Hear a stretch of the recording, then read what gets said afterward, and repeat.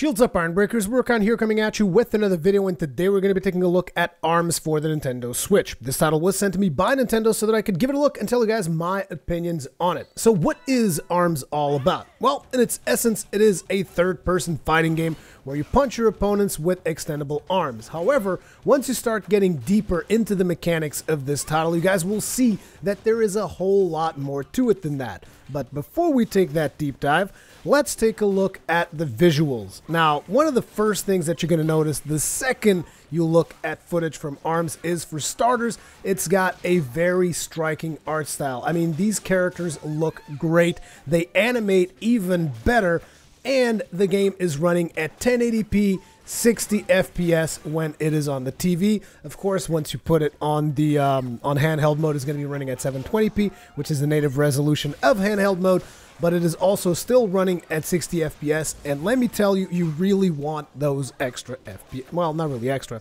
but you really want those 60 FPS in this game because it does make quite a bit of a difference. However, once you start getting into split screen territory, because the game does support split screen for both 2 players and 4 players, you're going to start to see you know, a couple of commissions that were made in order to allow the game to run and render all those different screens, well, split screens, whatever. And those these have been reported by Digital Foundry, so I'm going off of their data. But basically, when you got split screen 2 players, it is going to lower the resolution to 900p from 1080. And when you have 4 players in split screen mode, you're going to lower the frame rate to 30 FPS, which is obviously somewhat disappointing, but at the same time, it is rendering screens for 4 different players, so it's not something that is completely unexpected.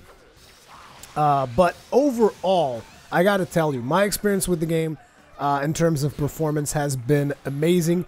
And that was also confirmed by the Digital Foundry video that I was watching earlier. It's basically flatline. There's no frame dips whatsoever, which is really, really good. So you got awesome performance. You got a game that is really, really good looking, both the stages as well as the characters, the animations. It's like, in my opinion, visually, this game is awesome. It is somewhat reminiscent of games like Mario Kart, games like Super Mario 3D World and Splatoon a little bit, because it's got that Nintendo's style through simplicity that they tend to do on their games.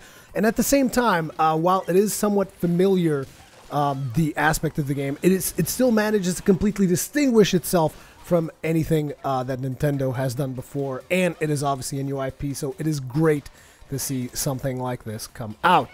And I know that maybe I'm rambling on a little bit on the visuals. It's just basically, I think the game looks awesome, and I cannot stress this enough. The game looks amazing, and it animates amazing, and I just really, really like it.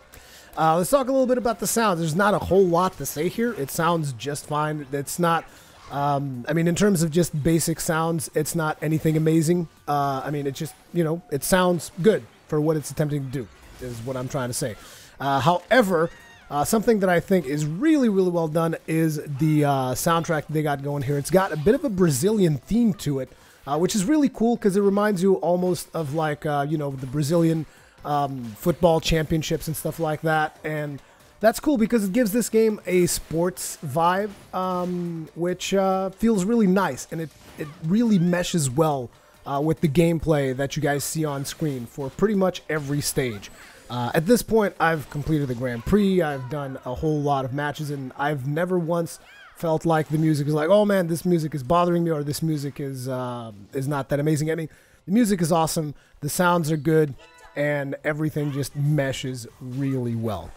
And now, let's get into the real meat of this video, which is the gameplay. So before we get into all the details, let's talk about control modes, because there are a bunch of control modes. Obviously, we've all seen the promotional material where people are playing with the Joy-Cons and they're using the motion controls. And I know that you guys are going to be wondering, are those motion controls any good? Because, like, I didn't like the Wii Waggle and all this other stuff. There's going to be a bunch of people that are going to be thinking about that stuff. And to be completely honest, I think the motion controls are actually really, really well made. Unlike, for instance, another game that I recently talked about, which was Ultra Street Fighter 2, whatever. You had that Hado, Way of the Hado thing, and I told you guys, oh my god, this is just terrible. It's atrocious. The motion controls were really bad there, and I get that some people might look at that and be like, oh man, the motion controls in ARMS are going to be atrocious. Trust me, it is like a bigger difference than night and day, if that is even possible, like between these two games. The controls are really, really good. You guys know, okay, so how do you move the characters and how does this all work? So if you're using motion controls, you tilt the controls left or right, your character strafes left or right. You tilt the controls forward, character moves forward, tilt them back, it moves backwards. You like point the control at each other, you got yourself a block, and then you throw punches as you see fit. And it is really, really easy. As a matter of fact, once I started getting used to the motion controls, it was actually really hard for me to go back to gamepad mode. And we will talk more about that. But, so you got your motion controls, you got your gamepad mode, which is, it's really simple, and it's actually made in a way that allows you to switch back and forth whenever you want, which is, if you put your Joy-Cons on the... what do you call that? The Joy-Con grip, it automatically switches to gamepad mode. If you take your Joy-Cons out of the Joy-Con grip, it automatically switches you back to motion control mode, which, to be completely honest, I almost wish it was an automatic and would let you select, because personally, I like playing with my Joy-Cons out of the grip, you know, one Joy-Con in each hand. And sometimes I would like to be able to do that and still have the gameplay and still have the game control as if it was in gamepad mode. Unfortunately, you can't do that. You need to put it in the grip, at least right now. That is not an option. Maybe that's something that they might add later on if people request it. But I guess I'm in the minority with that kind of stuff. Most people are probably going to get a Pro Controller, so whatever.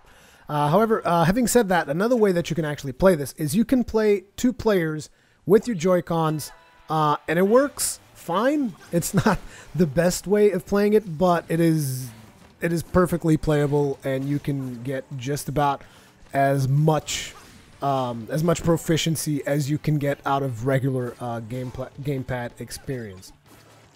You guys might be thinking, oh, those things are small. Is it really going to work? It does work just fine. You can play with your friends. And it's good to have these features because basically you can play 2 players out of the box on the Switch, which in my opinion is a real plus. Now, the other thing that I wanted to talk about the gamepad controls is that I feel the mapping of the controls is a little bit awkward. And an issue that I had is the fact that you actually cannot remap the controls. And I think that this is a problem. Like, they really should add a remapping control function, because I personally, like, I don't know who came up with the idea that L3 should be used for blocking, particularly when you have other buttons that you're not even using all the buttons in the controller, and some of the buttons are mapped twice. I'm just like, that's a bad idea. Like, L3 for blocking is, I think it's the most unintuitive blocking I've ever seen in a video game. But I don't know, maybe that's just me, but I really wish I could remap the block button. But after a while, I got used to it as well, and I have been playing more in gamepad mode because I've been trying out the harder difficulties, and sometimes when I was in motion control mode, I would be blocking, and because the movements that I was doing, it would cause me to throw a punch instead of instantly block. So that started to be a problem as I started to climb the higher levels of difficulty, because let me tell you, this game is challenging.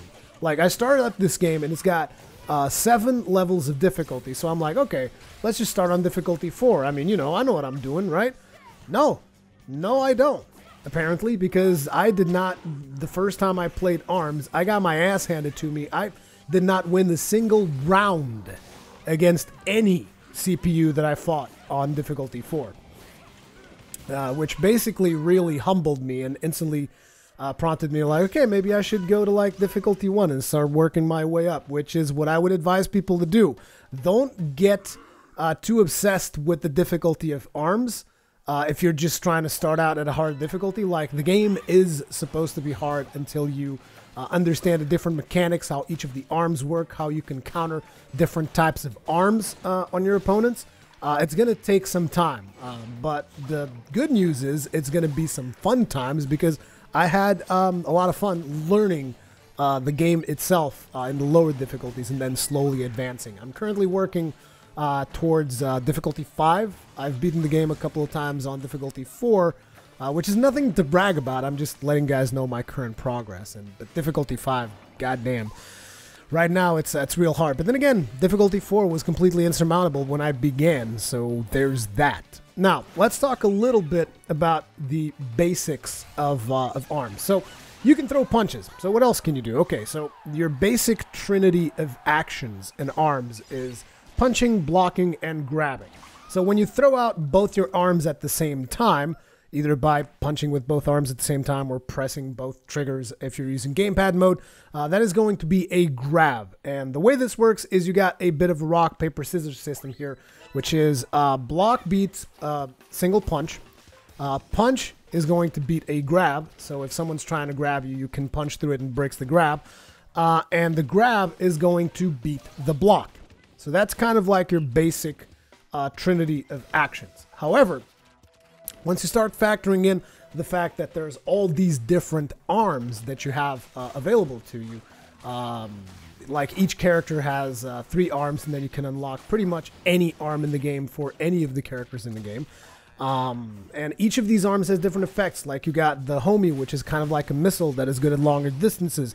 You got these the tri-bolt, which is something that shoots 3 missiles, which is good for spamming against an opponent if you're having a tough time hitting him, because they spread out horizontally, and there's 3 of them in a single fist. So there are a wide variety of arms, and I could not even explain every single arm to you. You have to kind of learn that for yourself.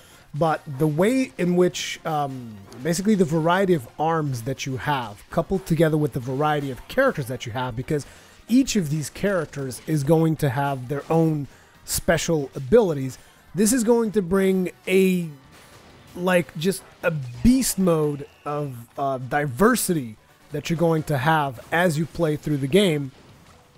And depending on the different combinations that you make, you're going to require different combinations that you make, or different combinations that your opponents make.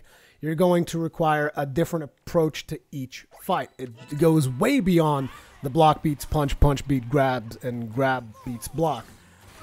Particularly once you start factoring in the charge as well, because you can charge these arms, and each arm is going to have different effects. Like you have shocks, shocking effects, which essentially disable your opponent's arms, thus leaving them open for an attack. You have the fire effects, which will knock an opponent down. You have freezing effects, which will obviously freeze your opponents. And you have a bunch more effects that will make your opponents twirl around. There's all different kinds of things that you can do as you charge the different arms for each character, and as you get each character's special abilities. Like for instance, you got Min Min, whose special ability is to, once you charge up, you're going to have a permanently charged left arm. So essentially, you don't have to further charge that arm unless you get knocked down, which gives you obviously an advantage. Then you have other characters like Twintel, who is able to hover mid-air and stop punches while she's hovering.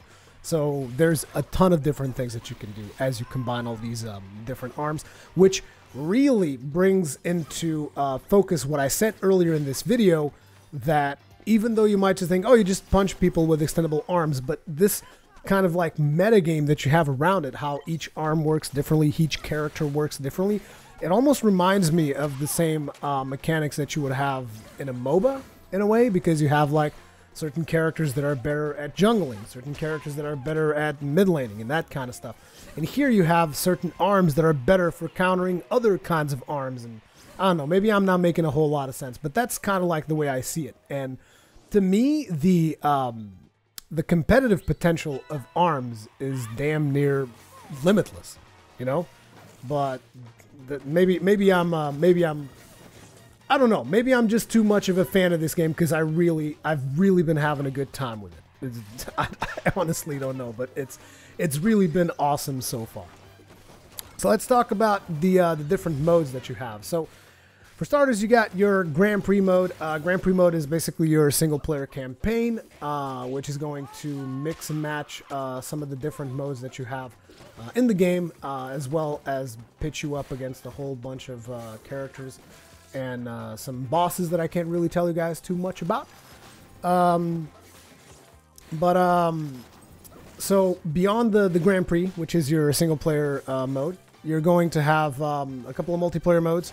Party mode, which cycles through different game types that I will talk about, and ranked match, which I'm assuming ranked match is going to be mostly 1v1s, because that's what will make sense. Because this game, in my opinion, mostly shines when you're playing 1v1, because it's almost like, you guys remember For Honor?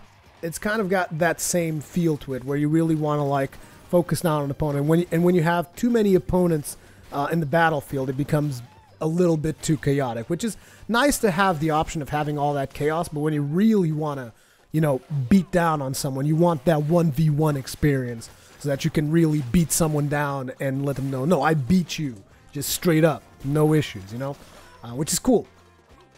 But anyway, these different game modes that I've been talking about, you got your fight. Your fight is, like, obviously you guys can see it's a basic fight. You can have it 1v1, or you can have a 3 free-for-all, or you can have a 4-player free-for-all. Then you have team fight, which is pretty much 2v2.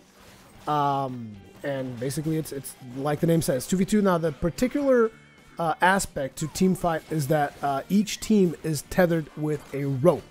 Same thing happens in Grand Prix if you play Grand Prix with 2 players, because there's a co-op mode for Grand Prix, which to me is much appreciated, because you guys know I like co-op. I'm into that kind of stuff. So the fact that you can play the game's main single-player campaign with a friend really brings it, really brings it to the forefront, and it's just a fun way to play it, in my opinion. Again, but as I was saying, you got in team fight, the characters are tethered. Each team is tethered, and what happens is if someone gets thrown, then both of you get thrown. If someone gets punched and, you know, gets dragged around a little bit, both of you get dragged around. So that's an important thing to keep in mind, because positioning becomes a bit more challenging when it comes to team fighting and stuff like that. And position in this game is everything, as you will learn if you play it. Like positioning, jumping, dodging, all that stuff. It is essential to master these basics in order to be able to succeed. Anyway, another game mode that we have is volleyball. Volleyball is actually a lot of fun. I had a lot of fun with that one. You can also play volleyball in 2s if you want to. I mean, the name pretty much explains everything. You punch the ball. The one thing to it that I noticed that is important is if you perform a grab on the ball, it does a setup for a spike, which then you can use any other attack to perform the spike. You just got to be careful, because when you perform the setup for the spike, your opponents can take advantage of that and spike you. So there is a little bit of strategy to that. Then there's another mode, which is hoops. I'm not a big fan of hoops. Hoops consists of you grabbing your opponent and dunking him through a basketball basket. Even though it looks pretty fun while you're doing it, I just don't like the mechanic of, like, let's see who grabs each other first, and then the randomness of whether or not you actually land the hoop sometimes also feels kind of weird, because, like, sometimes I will do like a 3-pointer from across the map. Other times I will miss a dunk, and I can't really explain why one happened or the other. So I don't know, but I'm not the biggest fan of hoops, but it is a game mode that you have.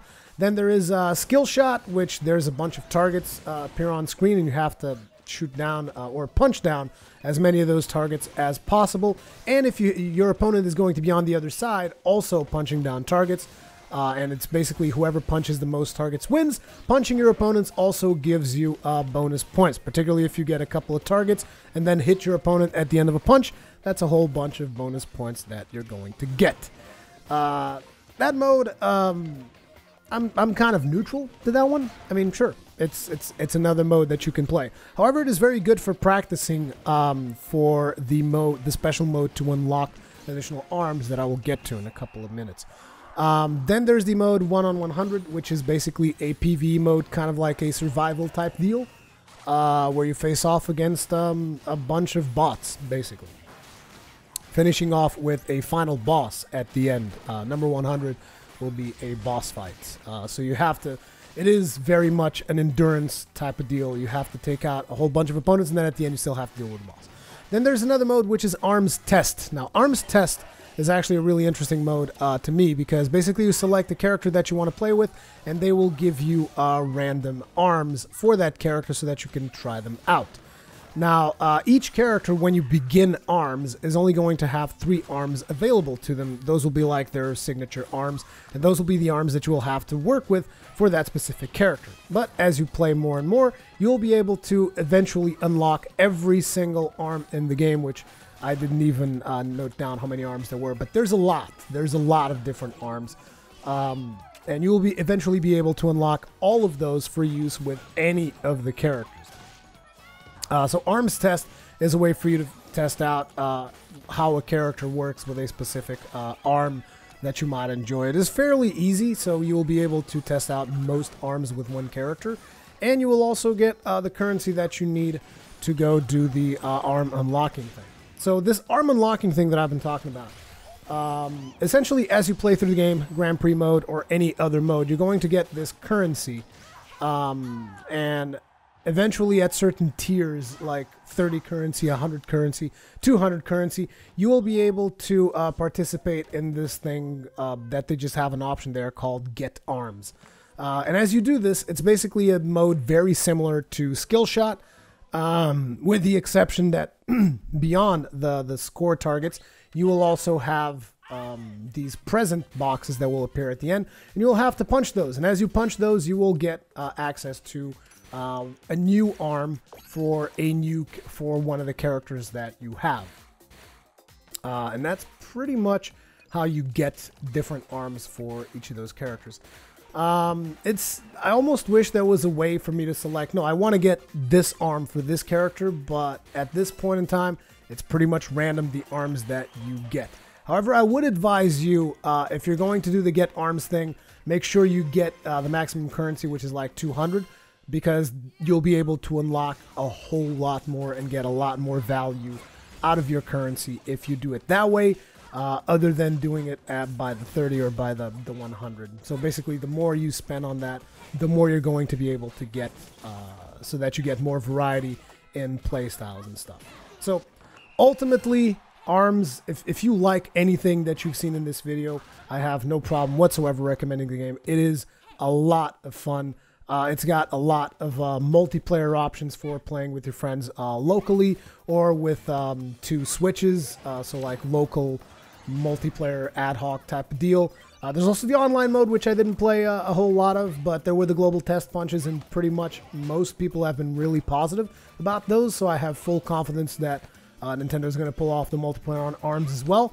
So yeah, ARMS, just like glowing recommendation if you enjoy what you've seen in this video. I'm really enjoying it. It is a lot of fun. Thank you guys very much for watching. Remember, subscribe if you enjoy it. Leave a like, comments, feedback, all that kinds of good stuff, and I'll see you guys in the next one.